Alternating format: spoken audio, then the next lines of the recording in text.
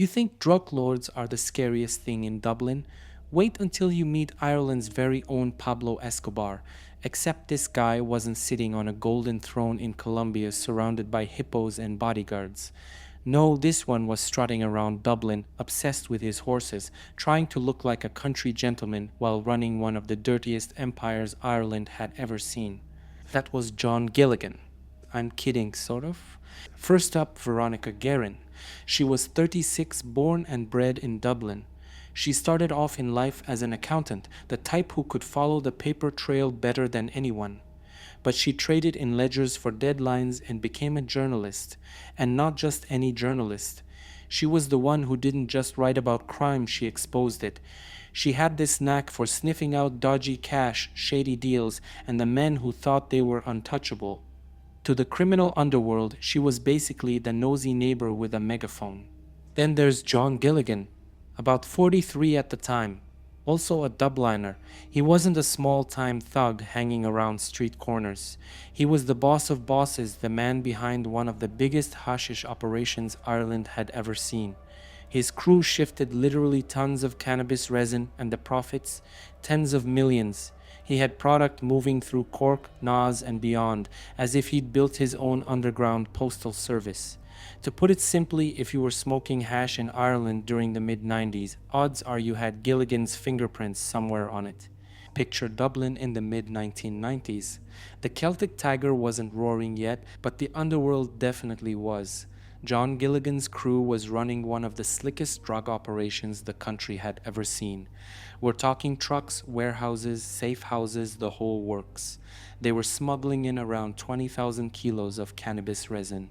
That haul was worth roughly 180 million pounds on the street.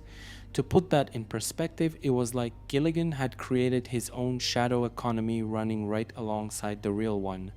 Politicians were arguing about budgets in the Dale, while Gilligan's gang was casually moving the same kind of money through bags of hash. And he wasn't doing it alone. He had a full network: drivers, smugglers, enforcers, and money men.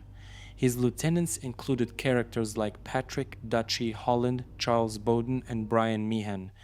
These weren't random small-timers.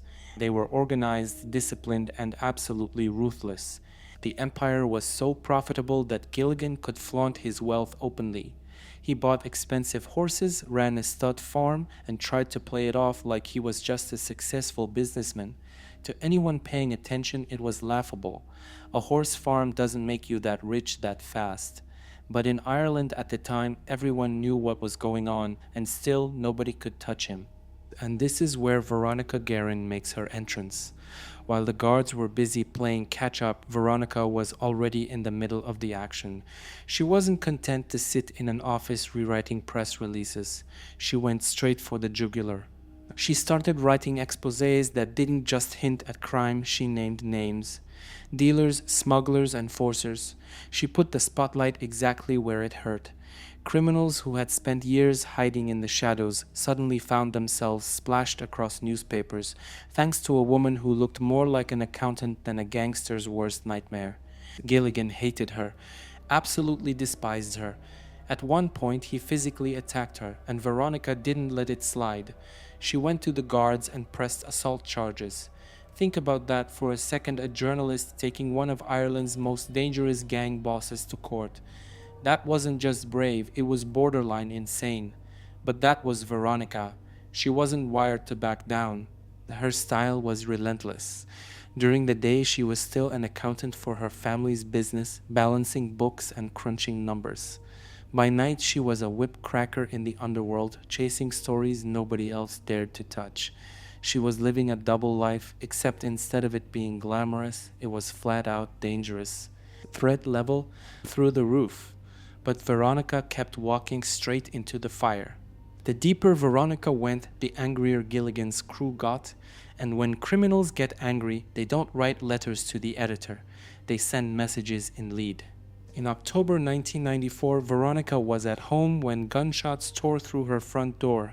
Not a warning phone call, not a brick through the window, straight bullets.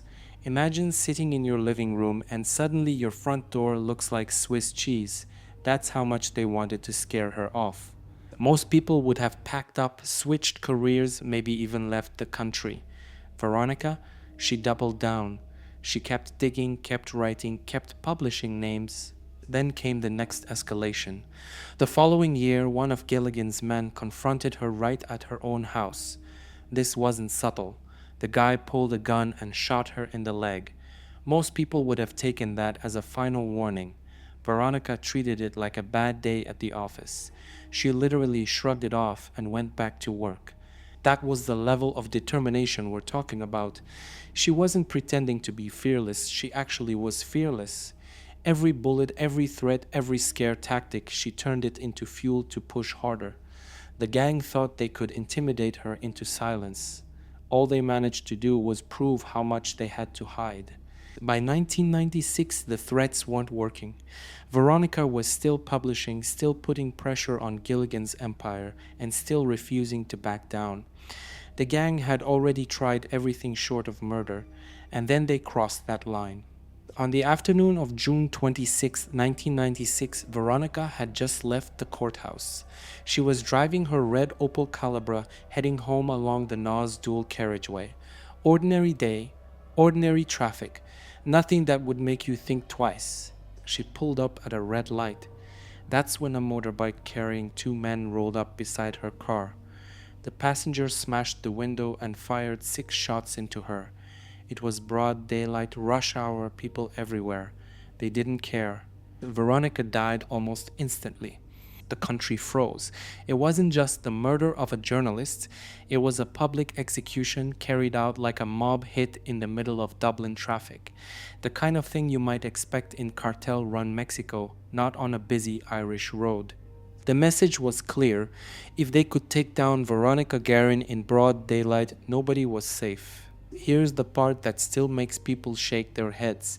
The day before Veronica was gunned down, John Gilligan hopped on a flight to Amsterdam.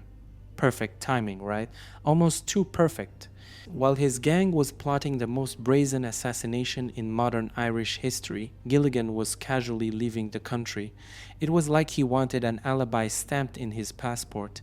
He later claimed he had nothing to do with her murder, but the timing was so suspicious it practically glowed in the dark. Gilligan thought he was untouchable. He had money, he had muscle, and he believed he could slip away while others did the dirty work. To him, Veronica's death wasn't even worth a second thought. He once admitted that it didn't matter to him whether she lived or died. That cold indifference summed him up better than anything else. But here's the twist he didn't see coming. Her death would end up destroying his empire more effectively than any investigation ever could. Veronica's murder didn't just shock Ireland, it lit a fire under the system. For years, Gilligan's crew had been running wild, pulling in millions, intimidating anyone who got in their way. But killing a journalist in broad daylight, that was a line the country wouldn't let them cross. The guards launched one of the biggest investigations Ireland had ever seen, and this time people started talking. Members of Gilligan's network flipped. Charles Bowden, who had been their main supplier of guns, turned state witness. Russell Warren, another insider, spilled details that connected Gilligan's gang to the murder. Suddenly, the wall of silence around the cartel cracked wide open. The trials that followed dragged the whole gang into the spotlights. Brian Meehan, the man who drove the motorbike on the day of the killing, was convicted of murder and sentenced to life. Patrick Dutchy Holland and Paul Hippo Ward were also pulled into the net. Ward got life as well, though his conviction was later overturned. And then there was Gilligan, the man who had thought he was untouchable.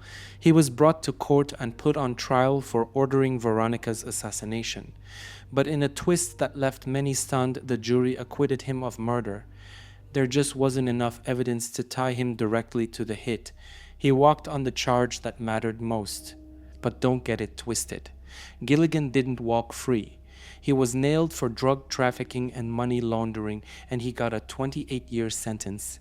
His criminal empire was stripped apart. His wealth was dismantled. The man who once flaunted his millions ended up rotting in a cell. The so-called Irish Escobar fell just not in the way he expected.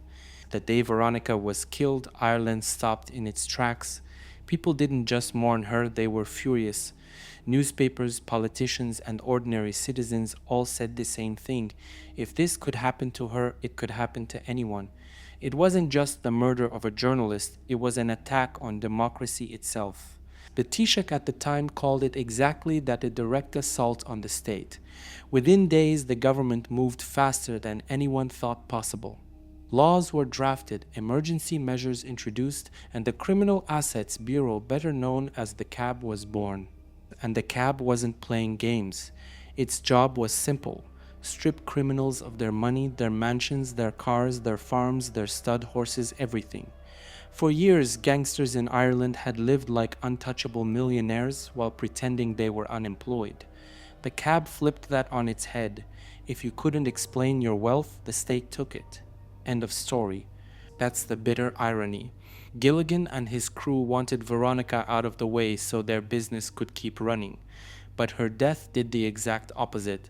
It triggered reforms that hit Irish organized crime harder than anything else ever had. Killing her didn't silence the press. It created a legal weapon that the underworld couldn't dodge. Veronica Guerin became a martyr, and her killers ended up creating the very system that destroyed them. Fast forward to today, and the echoes of Veronica's murder are still loud. Brian Meehan, the man who drove the motorbike on the day she was killed, is still in prison. He's the only one actually serving time for her murder. Over the years, he's been allowed little breaks, unescorted day releases here and there, but he remains behind bars. As for John Gilligan, the so-called Irish Escobar, he never really disappeared from the headlines.